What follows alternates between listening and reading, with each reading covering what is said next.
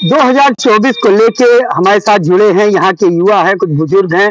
आपको बता दें कि 2024 का चुनाव जल्द ही होने वाला है और उसको लेके तरह तरह की चर्चाएं हैं। आपको यह भी बता दें कि बस्ती जिले के अगर इतिहास की बात करें तो पिछले जो 2 चुनाव लोकसभा के हुए हैं उसमें बीजेपी ने परचम लहराया है। सांसद हरीश द्विवेदी यहाँ से जीत के गए और तीसरी बार बीजेपी यहाँ हैट्रिक लगाने के लिए पूरी तरीके से अपनी रणनीति तैयार कर रही है।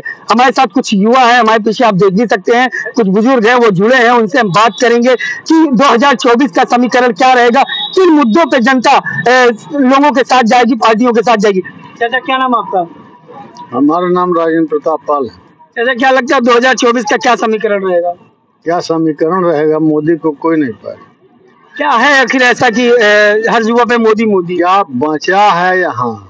अयोध्या से लेके गोरखपुर से लेके बनारस तक हमारे पूरे क्षेत्र में कितनी सड़कें बन गई, कितने विकास हुए, जन्मभूमि बन गई, वहाँ चाबी खुल गई बनारस में व्यास जी की।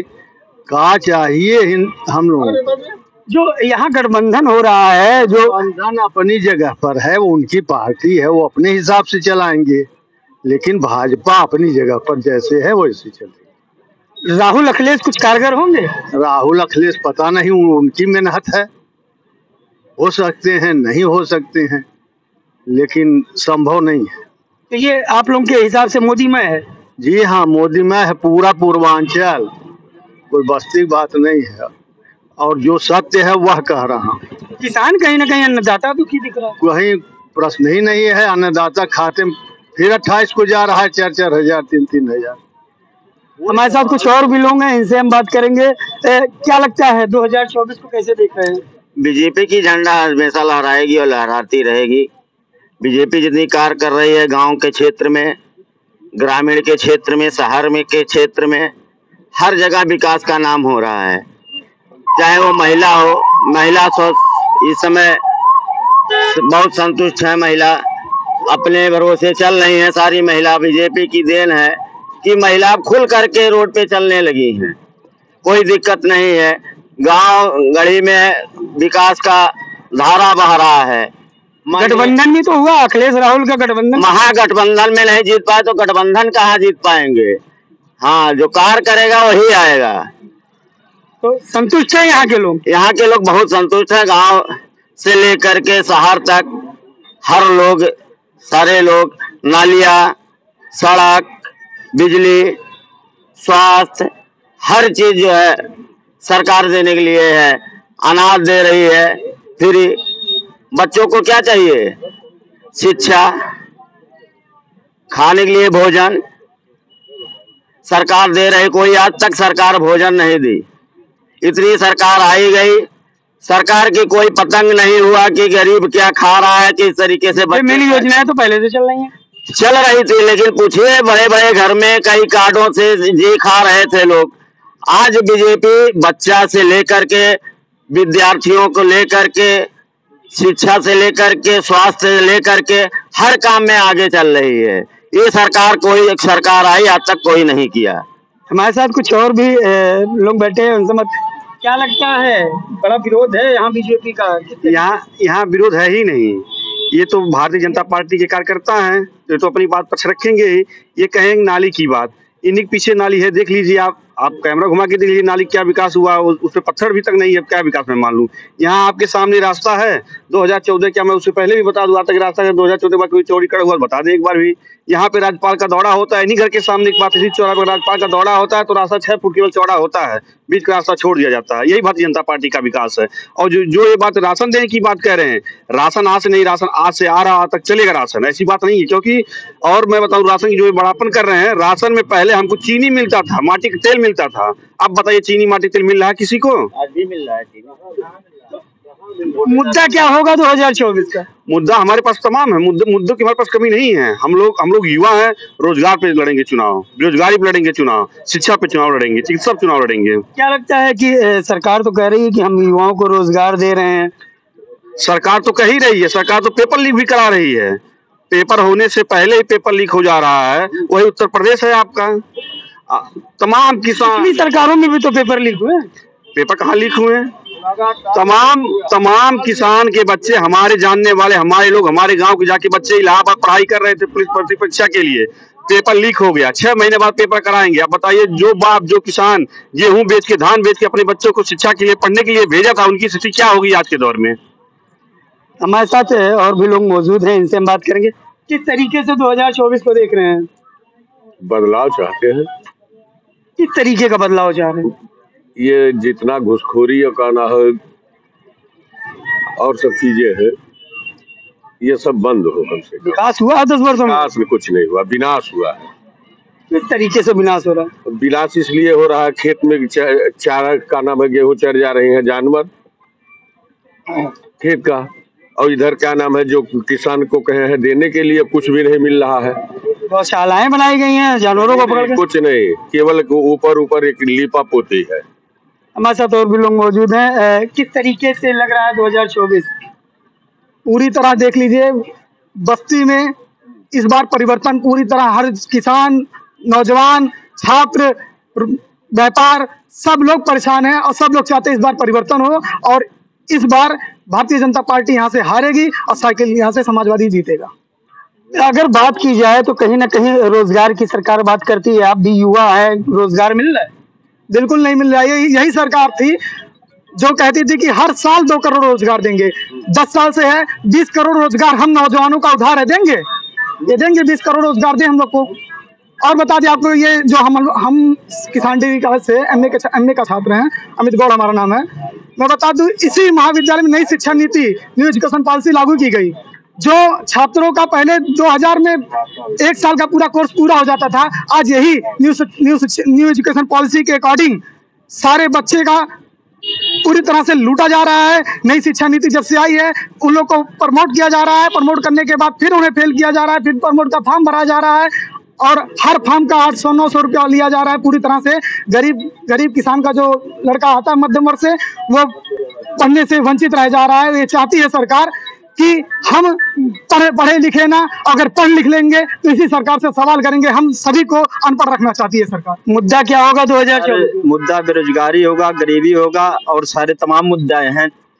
स्वास्थ्य के मुद्दा हैं, जैसे हॉस्पिटल में आप चले जाइए तो बड़े बड़े हॉस्पिटल में, डिस्ट्रिक्ट हॉस्पिटल में चले जाइए, कोई गरीब आदमी जाता है तो मान लीजिए इलाज कराने के लिए, तो पहले नंबर आप पहले मोबाइल लेके आइए, ऐप बनाइए, उसके बाद आप फोटो खींचिए, उसके बाद आपका पर्ची बनेगा, आप तब पर्ची बनवा के जाइए। कोई गरीब आदमी दिखाने के बाद स्वास्थ्य की ये सुविधा हो गई है कि कोई गरीब आदमी अंदर से इलाज नहीं करा सकता। सिटी स्कैन खराब है, एक्सरे मशीन खराब है, आप डॉक्टर लिख देते हैं, आप जाइए सीधे बाहर से कराइए। हमारे बगल एक चाचा जी कह रहे थे कि शिक्षा के मामले नए शिक्षा नीति लागू जब से हुई है, गरीब छात्रों का जीना हराम हो गया है। मान लीजिए साल में 2 बार कहाँ से गरीब छात्र पुस्तक खरीदेगा, एक बार में 2 बार कहाँ से एग्जाम देगा, कॉपी लाएगा।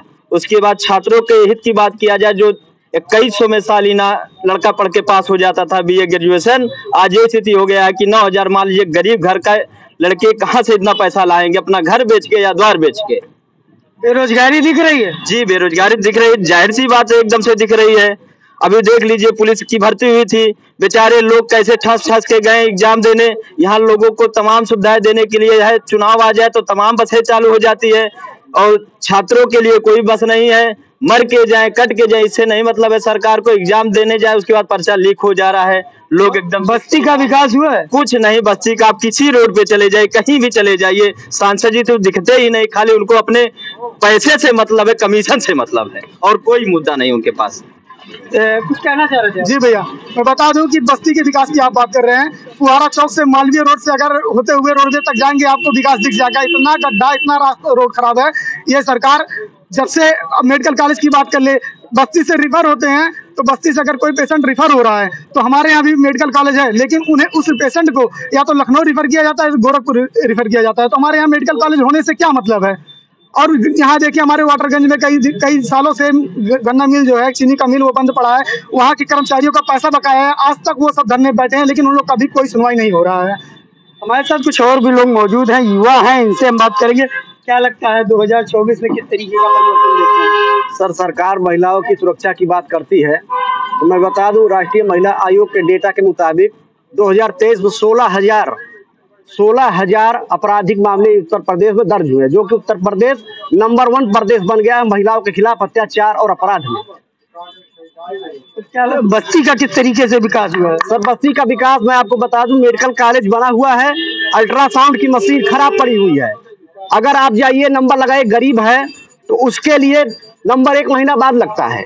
ये विकास है, हमारे बस्ती का विकास है ये।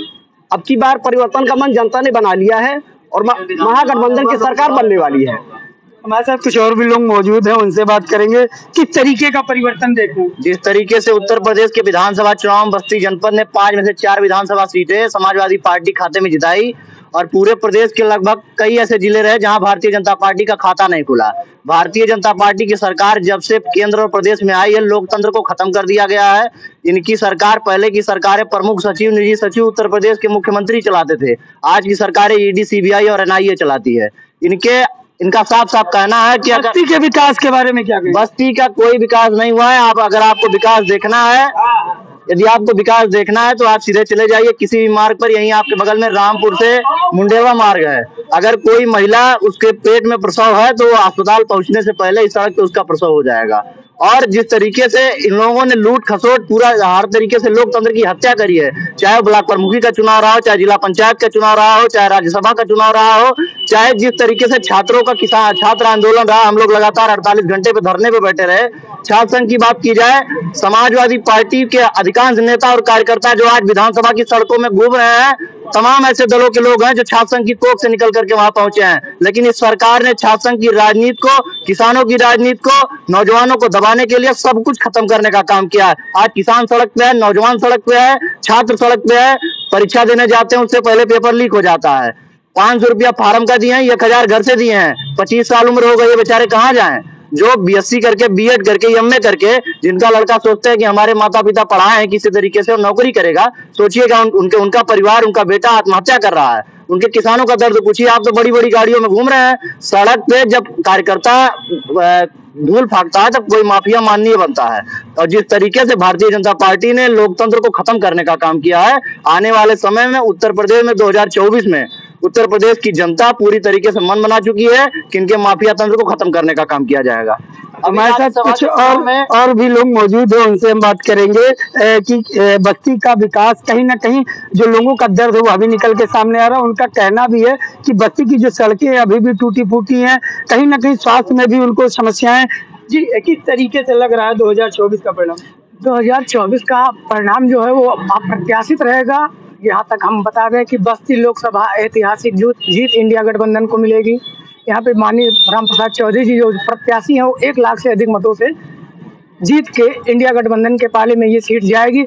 और क्योंकि इन लोग पास कोई मुद्दा नहीं, ये लोग सांप्रदायिकता की राजनीति, लड़ाई की राजनीति कर रहे हैं। अभी देखिए, ये हमारे पास खबरें हैं, ये अभी एक लखनऊ के शिक्षक पुलिस भर्ती से नाराज, उसने आत्महत्या कर ली। उसने रोजगार पर पेपर लीक हो जा रहे, 69,000 शिक्षक भर्ती। देखिए, अखिलेश की सरकारों में भी लोग आत्महत्या करते थे, भर्तियां होती थी, एकाध कहीं हो गई कहीं एक आध, यहाँ पे तो रोज आत्महत्या हो रही। 69,000 शिक्षक भर्ती आप देखिए, पिछड़ों का हक मारा गया।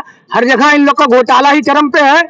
किसान आत्महत्या कर रहे हैं, उनके खाद के उसमें वजन कम कर दिए जा रहे हैं, 50 किलो की बोरी अब 40। कहना है कि कहीं ना कहीं खासा रोष भी देखने को मिल रहा है। कहीं कोई भाजपा की यहाँ जीत की बात कर रहा है तो कोई यहाँ से जो हैट्रिक लगाने की भाजपा तैयारी में उसको खत्म करता दिख रहा है। कहीं ना कहीं जो रोष दिख रहा है, क्योंकि जब भी सरकारें आती और जाती हैं तो उसमें अहम मुद्दे होते हैं, शिक्षा, स्वास्थ्य और विकास। तो कहीं ना कहीं उन चीजों को देख के रोष देखने को मिल रहा है। अब मिलते हैं हम अगले एपिसोड में।